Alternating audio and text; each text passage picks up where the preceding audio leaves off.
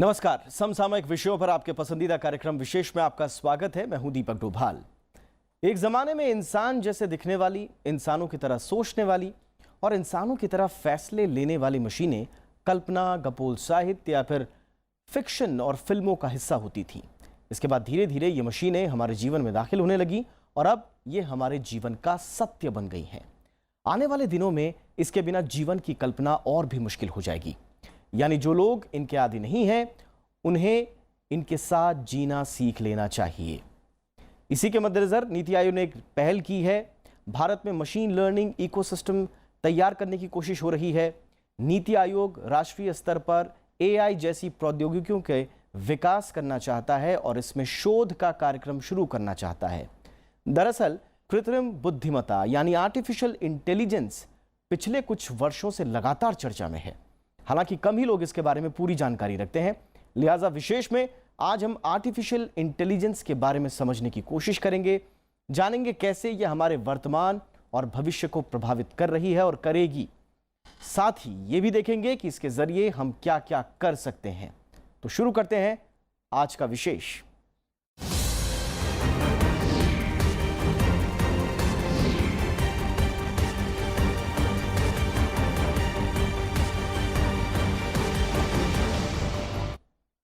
तो artificial intelligence यानी कृत्रिम तरीके से विकसित की गई बौद्धिक क्षमता।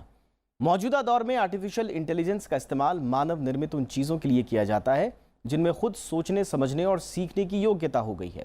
यानी वो मशीन्स जो इंसान की तरह न सिर्फ सोच और समझ सकती हैं बल्कि हालात के हिसाब से खुद फैसला भी ले सकती हैं। हाल ही के दिनों में इनका इस्तेमाल बढ़ा है। अब कहा जा रहा है कि भविष्य में ये हर वो काम कर सकेंगी जो एक इंसान करता है।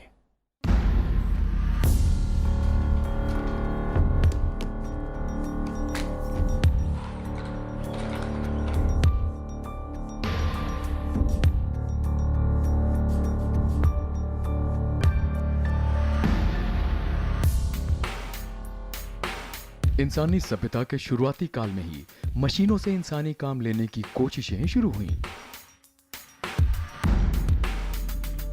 इंसानी सभ्यता का जैसे जैसे विकास हुआ और एक दूसरे से मजबूत बनने की होड़ शुरू हुई, मशीनों को लेकर इंसान की कल्पना आसमान से आगे जाने लगी।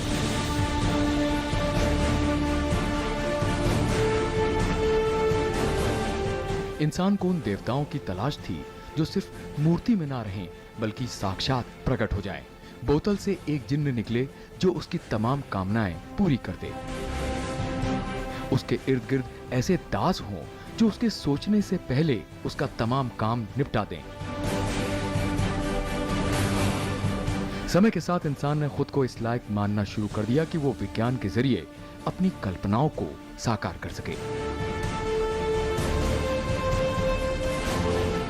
अगर आपको एक बेसिक एग्जांपल दिया जाए सड़क पे आर्टिफिशियल इंटेलिजेंस, सबसे इम्पॉर्टेंट शायद जिसको हम लोग देखेंगे एक आम आदमी के रूप में आर्टिफिशियल इंटेलिजेंस एक्शन में, वो होगा ड्राइवरलेस कार्स।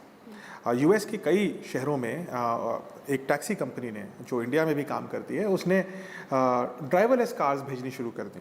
सो अगर आप उसकी ऐप पे कार मंगाएंगे तो उसका ड्राइवर पे लिखा होगा कंप्यूटर, तो वो कंप्यूटर खुद ड्राइव करके कार आता था। उसमें कोई स्टीयरिंग व्हील पे नहीं बैठता और कार अपने आप आपको आपके गंतव्य तक लेके चली जाती है। वो car laser, proximity sensor, GPS technology, इन सब से डेटा ले करके ये पता करती है कि कहीं टकरा ना जाए और आपकी डेस्टिनेशन चलती चली जाए। मशीनें इंसानों की तरह सोचने लगें और इंसानों के सारे काम करें, ये विचार भी आज का नहीं है। अलेक्जेंड्रिया में जन्मे ग्रीक विज्ञानी हेरोन ने पहली सदी में 100 से ज्यादा मशीन और ऑटोमेटा का वर्णन किया। इनमें एक फायर इंजन, एक विंड ऑर्गन, एक भाप से चलने वाली मशीन शामिल है। प्राचीन यूनानी कथाओं में यांत्रिक दास, नोर्से कथाओं में मिट्टी के दैत्य, यहूदी कथाओं के मिट्टी के गोलेम हैं। हमने पिग्मेलियन की उस मूर्ति के बारे में पढ़ा है जो जिंदा हो गई थी। यूनानी गणितज्ञ तेरेनतम ने एक भाप से चलने वाली यांत्रिक चिड़िया की कल्पना की जिसे पिजन या कबूतर कहा। 1088 में चीन में जन्मे सुसोंग ने एक ऐसा घंटा घर बनाया जिसमें एक यांत्रिक मूर्ति हर 1 घंटे पर घंटा बजाने का काम करती थी। इंसान जैसे रोबोट का पहली बार जिक्र इब्न अल जजरी ने किया। अल जज़री ने 110 से ज्यादा यंत्र बनाने के तरीके बताए, जिनमें शाफ्ट और गियर के जरिए रफ्तार, चाल और गतिविधियां नियंत्रित की जा सकती थीं। अल जज़री ने पहली बार उस रोबोट जैसे यंत्र के बारे में बताया जो इंसान जैसा दिखता है। द मेन इंटेंट जो होती है एक आर्टिफिशियल सिस्टम बनाने की is to make life of every individual easy, fun, loving, और उसको फैसिलिटेट करने के लिए हम मशीन की हेल्प लेते हैं। So in whole this is the whole concept. लेकिन रोबोट या मशीन इंसान संचालित करता है। इंसान ने इससे आगे सोचना शुरू किया। इंसान ऐसी मशीनें चाहता था जो खुद सोचें, हालात के हिसाब से निर्णय लें, चीजों को इंसान की तरह महसूस करें। 1950 के आसपास आर्टिफिशियल इंटेलिजेंस पर काम शुरू हुआ। हालांकि इसके बाद सोचने वाली मशीनों को लेकर इंसान के दिल में तमाम तरह के खौफ भी आए। 1984 में जेम्स कैमरून की फिल्म द टर्मिनेटर में सोचने वाली मशीनों को दिखाया गया। इन रोबोट्स को अचानक लगता है कि वो ज्यादा सक्षम हैं, सो इंसान की गुलामी क्यों करें। फिलहाल आर्टिफिशियल इंटेलिजेंस कल्पना और साहित्य की दुनिया से निकलकर हमारी जिंदगी में चुपके दाखिल हो रही है। हमारी वॉशिंग मशीन, टीवी, फ्रिज और एसी यंत्र फीड किए गए प्रोग्राम के हिसाब से फैसले लेते हैं।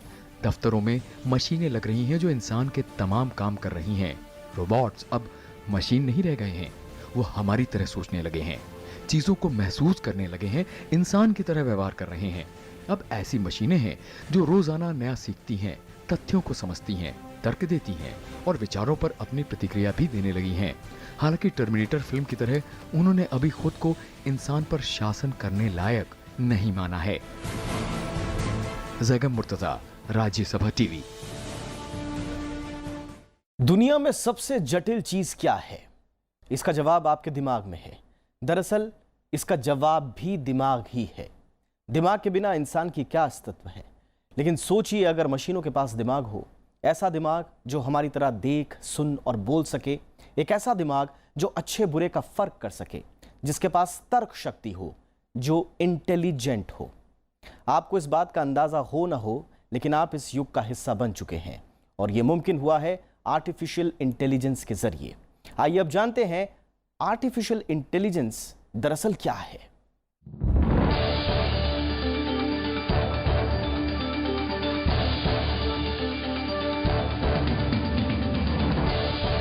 आप फेसबुक इस्तेमाल करते हैं तो आपको सजेस्टेड फ्रेंड्स की सूची हमेशा मिलती होगी। सवाल यह है कि वो कौन है जो आपको नए दोस्तों के बारे में सुझा रहा है। आप इंटरनेट पर काम कर रहे हैं और अचानक आपकी स्क्रीन पर आपके पसंदीदा जूतों और कपड़ों की सेल के ऑफर मिलने लगते हैं। सवाल यह है कि वो कौन है जो आपकी पसंद नापसंद के बारे में पूरी जानकारी रखता है। आपने अपने दोस्तों को एप्पल फोन पर सीरी से बात करते हुए सुना होगा। सवाल यह है कि एक फोन आपके सवालों का जवाब कैसे दे रहा है। यह सब आर्टिफिशियल इंटेलिजेंस का हिस्सा है। अगर आप सोचते हैं कि दोस्तों से चैटिंग करते हुए, कोई वीडियो देखते हुए या गूगल पर कुछ सर्च करते हुए आप अकेले हैं, तो आप बिल्कुल गलत हैं। दरअसल इंटरनेट की इस आभासी दुनिया में आपके साथ हर वक्त सैकड़ों एल्गोरिदम्स और लाखों कोड्स मौजूद रहते हैं। ये आपको सुनते हैं, समझते हैं और आपसे बात भी करते हैं। जी हाँ, इन कोड्स और एल्गोरिदम्स की दुनिया ही आर्टिफिशियल इंटेलिजेंस की दुनिया है। देखिए, इंटेलिजेंस मतलब बुद्धिमत्ता, इंटेलिजेंस। आर्टिफिशियल मतलब कोई ऐसी चीज़ जो मशीन द्वारा चलाई जाए। तो ये मशीन की बुद्धि है एक तरीके से। जिस प्रकार से इंसान बहुत सारी हम सेंसेस से, अपने 5 सेंसेस से हम इंफॉर्मेशन लेते हैं, हमारे दिमाग में जाता है और उस डेटा के आधार पर हम कोई एक्शन निर्धारित करता है ब्रेन। इसी प्रकार से आर्टिफिशियल इंटेलिजेंस भी अलग अलग सेंसर नेटवर्क से डेटा लेगा और फिर मशीन निर्धारित करेगी कि क्या डिसीजन लिया जाना चाहिए एक पर्टिकुलर एरिया के लिए। कई लोग रोबोट मेकिंग यानी चलने फिरने वाले इंसान जैसे रोबोट बनाने की तकनीक को आर्टिफिशियल इंटेलिजेंस समझ लेते हैं, लेकिन ये पूरी तरह से सही नहीं है। आर्टिफिशियल इंटेलिजेंस दरअसल कंप्यूटर साइंस का सबसे उन्नत रूप है, जिसमें रोबोट नहीं बल्कि एक ऐसा दिमाग बनाया जाता है जिसके जरिए कंप्यूटर सोच सके। जी हाँ, कंप्यूटर का दिमाग जो इंसानी दिमाग की तरह ही काम कर सके। आर्टिफिशियल इंटेलिजेंस का सीधा मतलब है एक मशीन में सोचने समझने की क्षमता का विकास करना। फिलहाल ये क्षमता इंसान और दूसरे जीवित जीवों में है। इन क्षमताओं में आते हैं देखने की शक्ति यानी विजुअल परसेप्शन, सुनने की शक्ति यानी स्पीच रिकॉग्निशन और निर्णय लेने की क्षमता यानी कि डिसीजन मेकिंग एबिलिटी। इसे और आसानी से समझें तो आर्टिफिशियल इंटेलिजेंस के जरिए आपका कंप्यूटर आपके आदेशों को सुन सकता है, आपकी आवाज को पहचान सकता है या एक कुत्ते और बिल्ली के बीच के फर्क को समझ सकता है।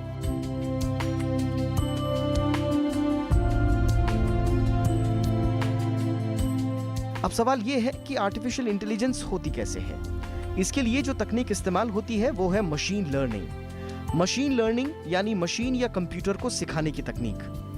जैसे जब एक बच्चा पैदा होता है तो उसे चलना, बोलना, भागना, दौड़ना, पढ़ना, लिखना सिखाया जाता है।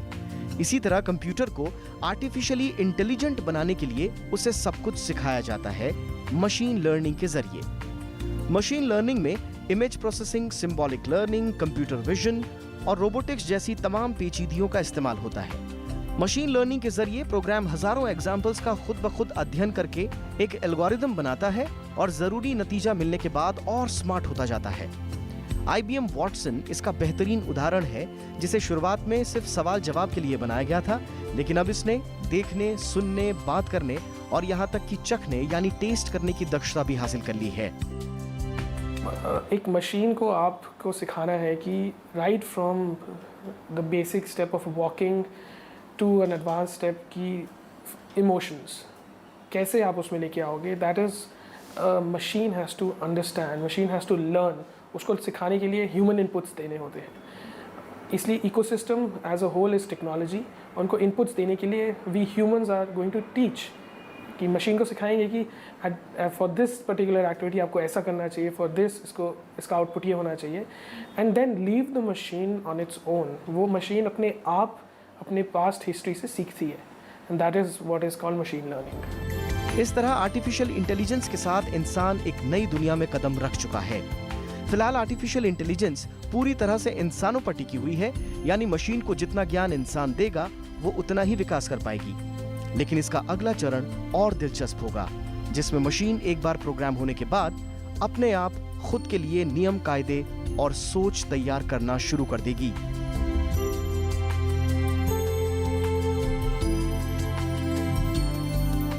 Bureau report, Rajya Sabha TV. इंसान ने अपनी बुद्धि से कई नामुमकिन चीजों को मुमकिन बना दिया। 1950 के दशक में शुरू हुआ आर्टिफिशियल इंटेलिजेंस का सफर 7 दशकों में काफी आगे पहुंच गया और अब इंसान अपने सहयोगी और सहायता के लिए आर्टिफिशियल इंटेलिजेंस के नए नए तरीकों का विकास करने में लगा हुआ है। और इसके लिए हमेशा याद किए जाएंगे जॉन मैकार्थी, वो शख्स जिन्होंने आर्टिफिशियल इंटेलिजेंस की अवधारणा दुनिया के सामने रखी। लेकिन तब से लेकर अब तक काफी कुछ बदल चुका है, इसलिए आइए इस AI के सफर पर आपको लिए चलते हैं।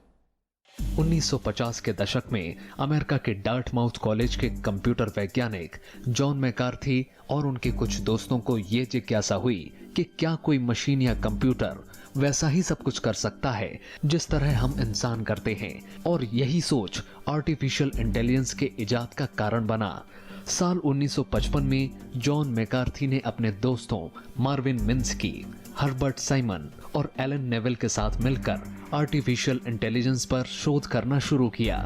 साल 1956 में जॉन मैकार्थी ने अपने कॉलेज में एक कार्यशाला का आयोजन किया और पहली बार आर्टिफिशियल इंटेलिजेंस शब्द का जिक्र किया। इसलिए जॉन मैकार्थी को आर्टिफिशियल इंटेलिजेंस का जनक या संस्थापक माना जाता है। जॉन मैकार्थी ने जब इस पर काम करना शुरू किया उस वक्त तकनीक इतनी विकसित नहीं थी, लेकिन समय के साथ तकनीक, एल्गोरिदम, कंप्यूटरिंग पावर और स्टोरेज में सुधार के चलते आज आर्टिफिशियल इंटेलिजेंस काफी लोकप्रिय और कामयाब हो गया है। आर्टिफिशियल इंटेलिजेंस का सबसे इम्पॉर्टेंट चीज़ ये भी है कि वो डेटा सोर्स हम करते रहें, लगातार चीज़ों से हम डेटा लेते रहें और प्रोसेसर उसको जल्दी से जल्दी फास्ट प्रोसेसर्स के ज़रिए हम लोग डेटा से एक्शन जनरेट करते रहें। तो बहुत सारे सेक्टर्स में अब इसका एप्लीकेशन किया जा रहा है और आने वाले समय में हमारा ये मानना है कि लगभग सभी सेक्टरों में AI और AI से जो जनरेटेड रोबोटिक टेक्नोलॉजी है वो टेक ओवर करेगी। 1950 के दशक में शुरू हुए आर्टिफिशियल इंटेलिजेंस को असली पहचान 1970 के दशक में मिली, जब जापान ने इस ओर पहल की। जापान ने 1981 में 5th जनरेशन नामक योजना की शुरुआत की। इसमें सुपर कंप्यूटर के विकास के लिए 10 वर्षीय कार्यक्रम की रूपरेखा प्रस्तुत की गई। इसके बाद ब्रिटेन ने इसके लिए एलवी नाम से एक प्रोजेक्ट बनाया। बाद में यूरोपीय संघ के देशों ने भी एस्प्रिट नाम से एक कार्यक्रम की शुरुआत की। 1983 में कुछ निजी संस्थाओं ने मिलकर आर्टिफिशियल इंटेलिजेंस पर लागू होने वाली उन्नत तकनीकों का विकास करने के लिए एक संघ micro electronics and computer technology की स्थापना की। आसान शब्दों में तो आर्टिफिशियल इंटेलिजेंस का मतलब ये है कि एक मशीन को आप एक ह्यूमन की तरह कैसे उसकी थॉट प्रोसेस को कैसे एग्जीक्यूट कर सकते हो। That is the basic definition of AI. वैज्ञानिकों ने समय के साथ साथ आर्टिफिशियल इंटेलिजेंस के अलग अलग तरीकों और रूपों का विकास किया। इनमें प्रतिक्रियाशील मशीनें सिर्फ उन कामों को करने में सक्षम होती हैं जो उन्हें दिया जाता है। दिए हुए काम के अलावा ये मशीन कोई दूसरा काम नहीं कर सकती।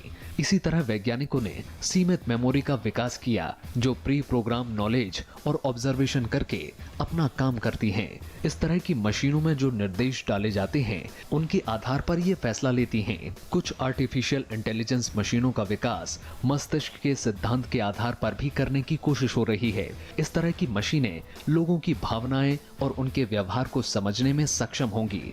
इसी तरह आत्म जागरूकता के लिए भी आर्टिफिशियल इंटेलिजेंस मशीन तैयार करने की कोशिश हो रही है।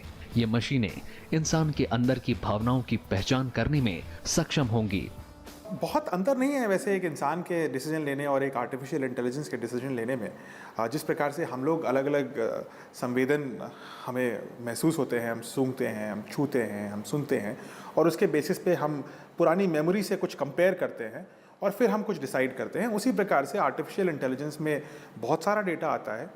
उस डेटा को हैंडल करने का एक तरीका उसके अंदर पहले से प्रोग्राम्ड होता है, और जब वो मैच होता है या जितने % मैच होता है उसके हिसाब से आर्टिफिशियल इंटेलिजेंस अपने टास्क को आगे बढ़ाती है। जैसे जैसे कंप्यूटर साइंस और तकनीक में विकास हो रहा है, वैसे वैसे आर्टिफिशियल इंटेलिजेंस के क्षेत्र में भी नए नए प्रयोग हो रहे हैं। आने वाले दिनों में हमें आर्टिफिशियल इंटेलिजेंस के क्षेत्र में कई चीजें देखने को मिल सकती हैं। Bureau report, Rajya Sabha TV. Digitalization के बाद आर्टिफिशियल इंटेलिजेंस का महत्व काफी बढ़ गया है। जिन कामों को करने में इंसान को महीनों लग जाते हैं, उन कामों को आर्टिफिशियली इंटेलिजेंट मशीनों के जरिए काफी कम समय में किया जा सकता है। और यही वजह है कि आज हेल्थ, मैन्युफैक्चरिंग, खुदरा क्षेत्र, खेल, स्पेस या बैंकिंग जैसे हर क्षेत्र में आर्टिफिशियल इंटेलिजेंस की मांग बढ़ती जा रही है। आइए देखते हैं किन किन क्षेत्रों में आर्टिफिशियल इंटेलिजेंस के जरिए इस्तेमाल हो रहा है और कहां इसका इस्तेमाल किया जा सकता है।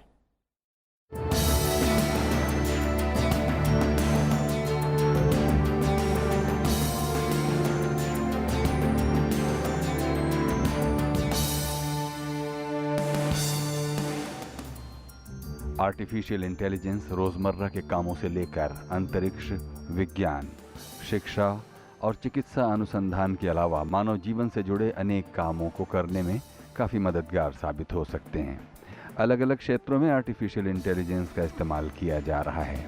इस तकनीक के महत्व को देखते हुए आज दुनिया की बड़ी बड़ी कंपनियां भी इनकी मदद लेने की तैयारी कर रही हैं। आर्टिफिशियल इंटेलिजेंस सोशल सेक्टर्स में भी बहुत कुछ चेंज लाने वाला है। हेल्थ केयर स्पेशली आने वाले समय में नैनो टेक्नोलॉजी में आर्टिफिशियल इंटेलिजेंस लगेगी, और सूक्ष्म रोबोट, एकदम छोटे छोटे रोबोट्स या छोटी छोटी नैनो टेक्नोलॉजीज पर आधारित नीडल्स सर्जरी कर देंगी, और डॉक्टर्स की इंटरवेंशन बहुत कम हो जाएगी उस केस में, क्योंकि मशीन अपने आप में ही सारी सर्जरीज ख़त्म कर देंगी। चिकित्सा अनुसंधान में आर्टिफिशियल इंटेलिजेंस की मदद से कई महत्वपूर्ण काम आसानी से किए जा रहे हैं। आर्टिफिशियल इंटेलिजेंस एप्लीकेशन की मदद से एक्सरे रीडिंग और बीमारी का पता लगाया जा सकता है। इतना ही नहीं, इसकी मदद से इंसानों के ऑपरेशन भी संभव हैं। खेलों में भी आर्टिफिशियल इंटेलिजेंस का इस्तेमाल किया जाता है। खेलों में इसकी मदद से छवियों को कैप्चर करना, क्षेत्र की स्थिति और सही रणनीति बनाने में मदद मिलती है। वहीं विनिर्माण के क्षेत्र में इसके ज़रिए सुधार की प्रक्रिया को सहायता मिलती है। अंतरिक्ष से जुड़ी खोजों में भी आर्टिफिशियल इंटेलिजेंस का इस्तेमाल किया जा रहा है। आर्टिफिशियल इंटेलिजेंस सोशल सेक्टर्स में भी बहुत कुछ चेंज लाने वाला है, हेल्थ केयर स्पेशली।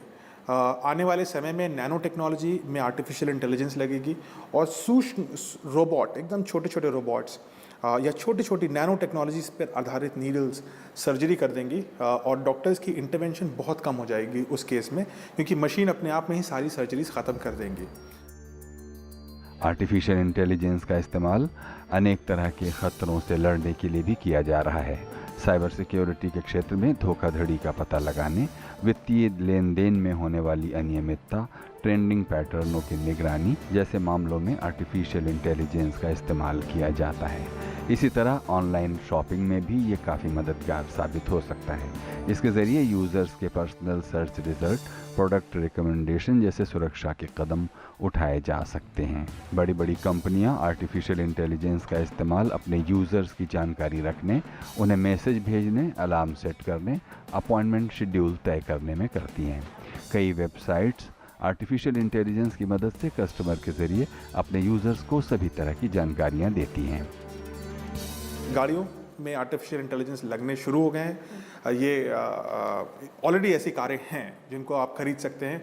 गूगल की एक कंपनी है, फंडेड कंपनी वेमो टाटा की जो कंपनी थी जैगुआर, उससे हज़ारों कारें खरीद रही है उनको आर्टिफिशियल इंटेलिजेंस बनाने के लिए, ताकि वो सेल्फ ड्राइविंग हो जाएं। Artificial intelligence will also affect airline industry, जहाँ पे ऑटो पायलट के ज़रिए टेक ऑफ से लेकर के लैंडिंग तक सब कुछ हम करने योग्य हो सकते हैं। कई सारे ऐसे काम हैं जिनको इंसान करना तो चाहता है, लेकिन उन कामों को करने में आने वाले जोखिम के चलते उसे नहीं कर पाता। लेकिन आर्टिफिशियल इंटेलिजेंस का इस्तेमाल कर ऐसे सभी कामों को किया जा सकता है। इस तकनीक की मदद से अपनी आवाज़ के ज़रिए किसी भी चीज़ को नेट में बिना टाइप किए सर्च किया जा सकता है। इसके अलावा यूट्यूब पर संगीत और मूवी की सिफारिश आना, स्मार्ट होम डिवाइसेस, सुरक्षा निगरानी और स्मार्ट कार इसी तकनीक के इस्तेमाल से संभव हुआ है। Bureau report, Rajya Sabha TV. Artificial intelligence का आने वाले समय में हमारे जीवन में होने वाले फायदों के अलावा इसके नुकसान को लेकर भी तमाम तरह की चर्चाएं हैं। एक वर्ग है जो मानता है कि इससे रोजगार के अवसर बढ़ेंगे, जबकि ऐसा मानने वाले लोग भी कम नहीं हैं जो इसे रोजगार के लिए खतरा मान रहे हैं। इस द्वंद्व को समझते हैं इस आखिरी रिपोर्ट के जरिए। हमें आप इजाजत दीजिए और याद रखिए कि हमारा ये कार्यक्रम आप YouTube पर भी देख सकते हैं और वहां आपकी प्रतिक्रियाओं का हमें हमेशा इंतजार रहता है। नमस्कार।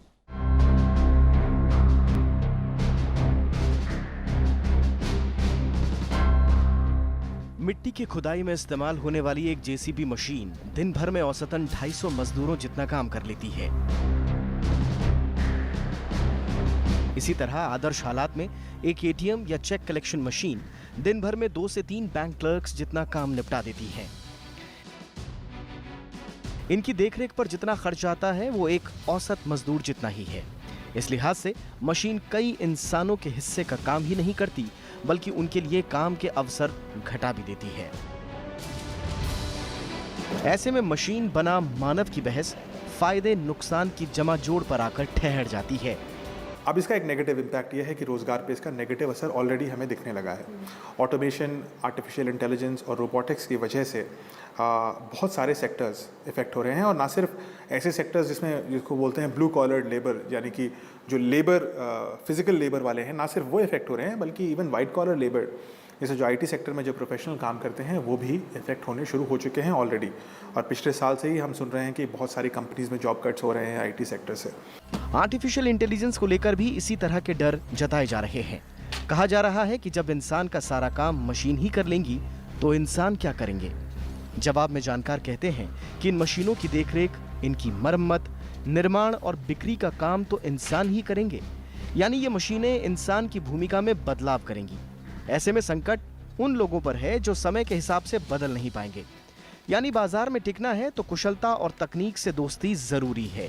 जो इन बदलावों को नहीं समझ पाएंगे वो मशीन से मात खाकर बेरोजगार हो जाएंगे।